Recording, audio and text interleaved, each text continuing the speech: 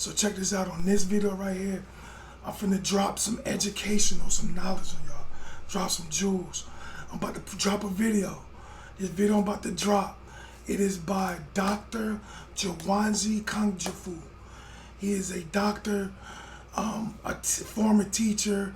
I believe he has some psychiatry background, but he's also an author. He wrote this book called The Conspiracy to Destroy a Black Boy.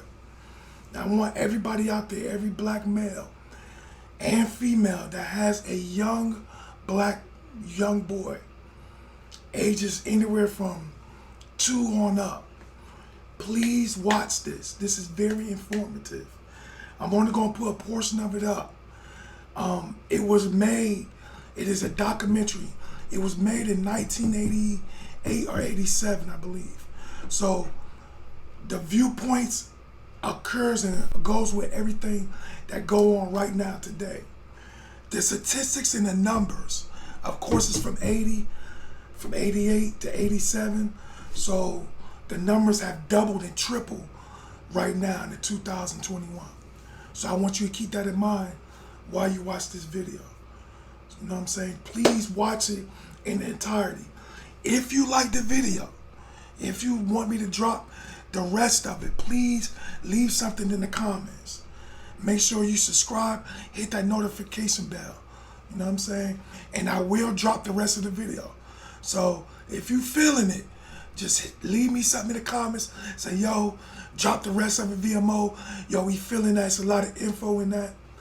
I'm only gonna drop a half of it. So if you like that, and it also comes from my man who got a YouTube channel called Real Blacks. Go check him out too. But please check out this video if you like it.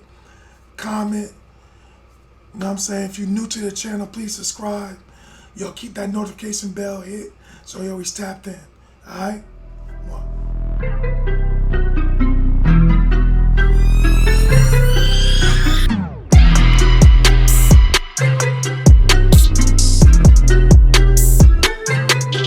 Others are not doing.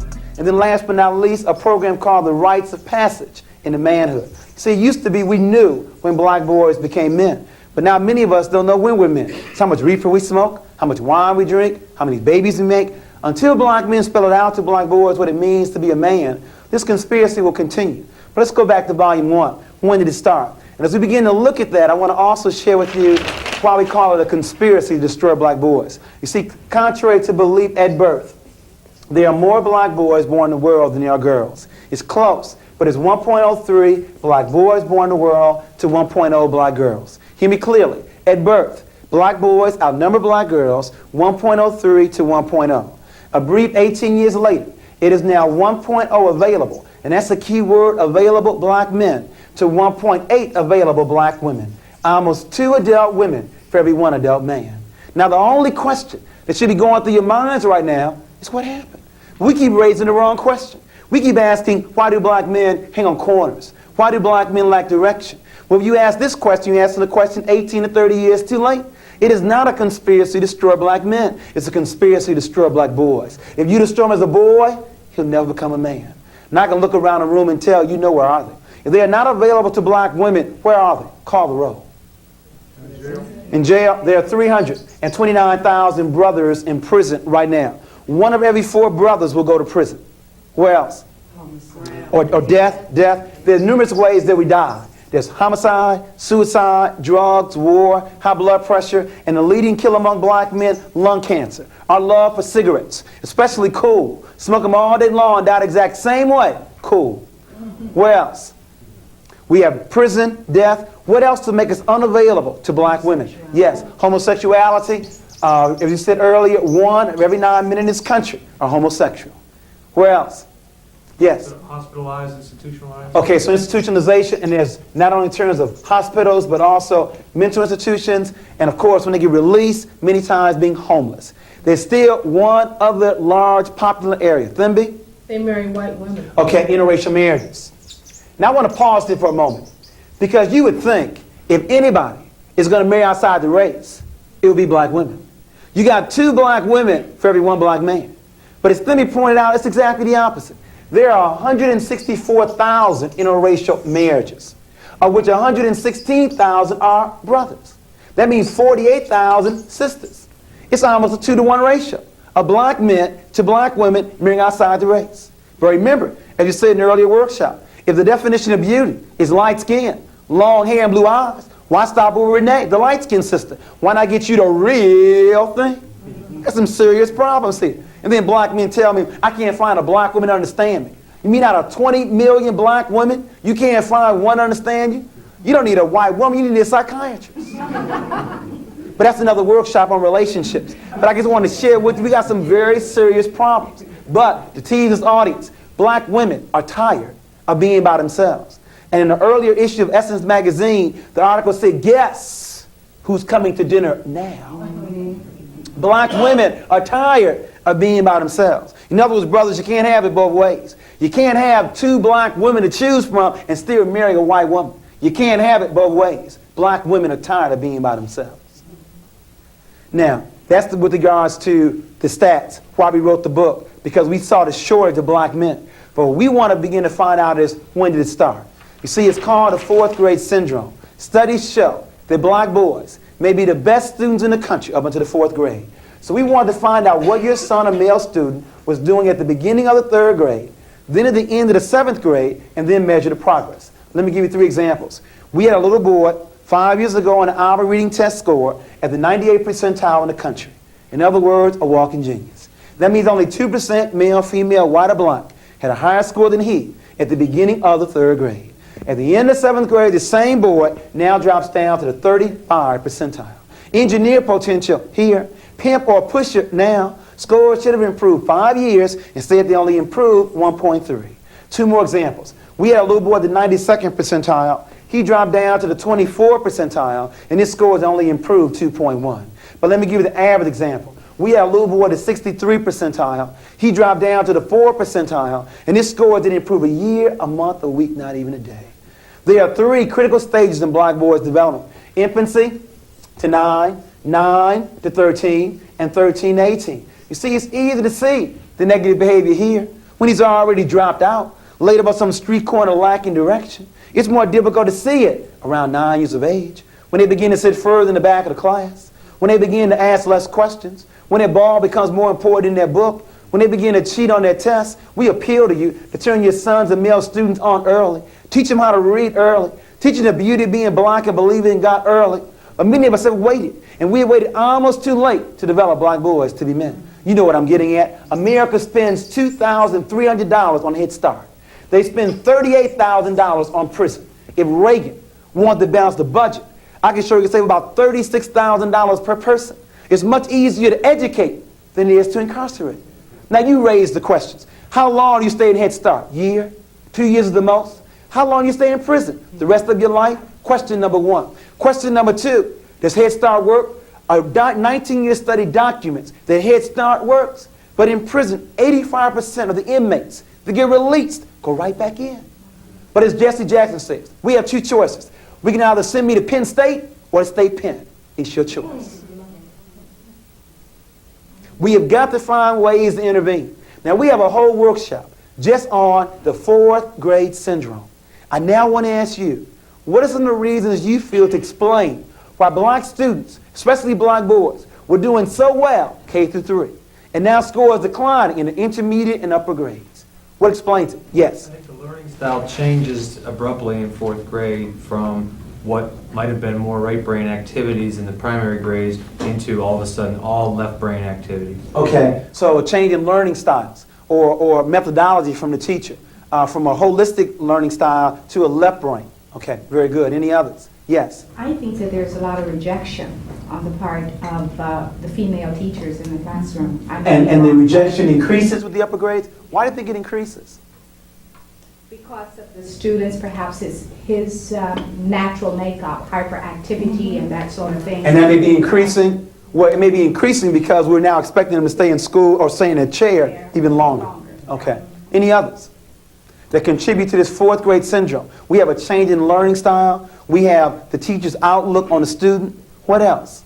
Yes? The student becomes more culturally aware and differs significantly from the teacher often. Okay, so the child is now becoming more aware of their culture and racial identity. Okay, very good. Any others? The major reason you have not given yet, and maybe that's why this problem is still with us, Terry.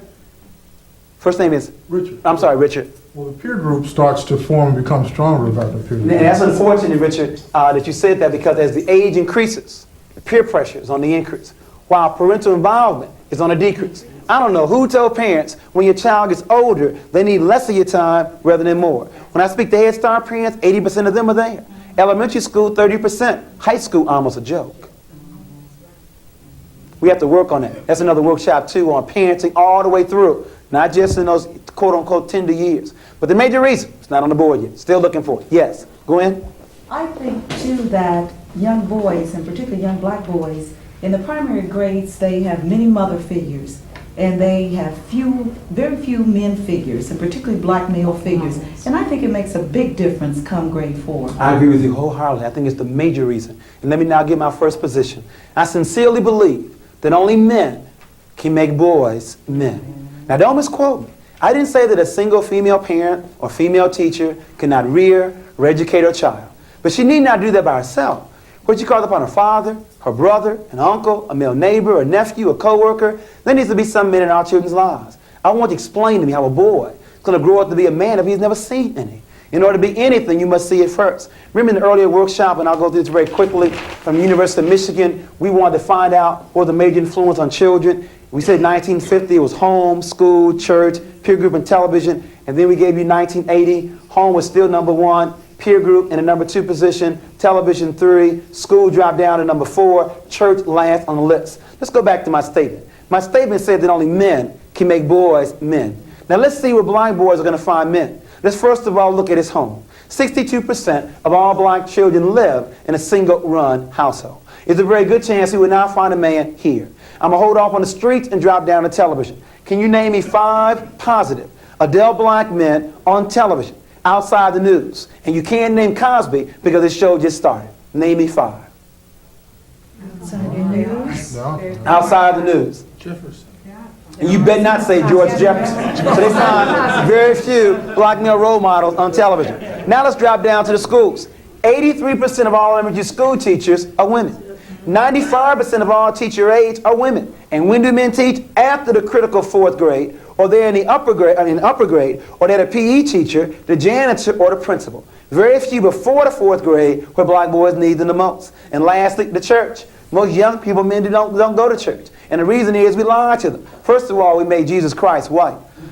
The man surely was not white. And we have a book called What Color Was Jesus to explain that. He had hair the texture of wool and feet the color of bronze. But secondly, the Lord's Prayer says on earth as it is in heaven. Young people and men want some action. They want some programs. If there are no programs in your church, they will see you later in heaven. As a result of not finding a man at home, few on television, few in school, and not wishing to attend church, the last place is the streets. And that's the problem. The streets do a very poor job making men. They do a better job making pimps, pushers, and a few basketball players. Their hero, Michael Jordan, has said there were 1 million brothers that won his job last year in the NBA. Of this 1 million, only 400,000 will even make it to play high school ball. Of this 400,000, only 4,000 will make it to play college ball. Of this 4,000, only 35 will go to the coveted NBA. Of this 35, only 7 start. And the average life in the NBA is 4 years. You got 1 million brothers looking for 7 full-time jobs that last 4 years. This conspiracy is complex. It goes beyond the NBA. Even schools are in on it. What will be the first thing you see when you walk into a Cincinnati high school? A large trophy case. In other words, even schools give more glory to their ball players than the scholars. That's said in the earlier workshop. Where are the pep rallies for the honor roll? In other words, even school, I can understand the NBA, but even schools give more glory to their ball players than their scholars. This conspiracy goes beyond the NBA, though. It goes beyond schools. Jesse Jackson is giving you the clue one more time. Is it not possible for a black man to be president? For a white woman to be president? For a black woman to be president? Is the club only reserved for European men? You didn't know that a white boy with a high school diploma makes more money than a white woman, or black man with a college degree? The motive for the conspiracy is clear. For the question of why is there a conspiracy, the answer is white male supremacy. In other words, white men are not afraid of women, black or white, because women have no power anywhere in this world. The threat to European men will come not from women It will come from other men. And the best way to destroy black men is to destroy them as a boy. The motive is white, male supremacy. But before you get comfortable blaming somebody else, let me make sure we're clear. On a conspiracy, there would always be two. You see, you have the active conspirators and you have the passive conspirator. See, it's like child abuse. There were always two. You have the father who does the beating, active. But you have the mother who turns her back, passive. Isn't apathy, indifference, low expectations, buying hot goods in the black community, isn't that also part of a conspiracy? You have the active and you have the passive. In a conspiracy, there would always be two. Let me now give you the starting lineup. We'll start with the active ones first and then move to the passive. Leading off, batting in the #1 position, representing this country, institutional racism. Batting first is the president. He bats in the #1 position. Batting second, representing the Trilateral Commission, the Fortune 500, big business. David Rockefeller bats #2. Batting third, representing the military complex. You didn't know, black people, 12% of the population, 1/3 of the military, and down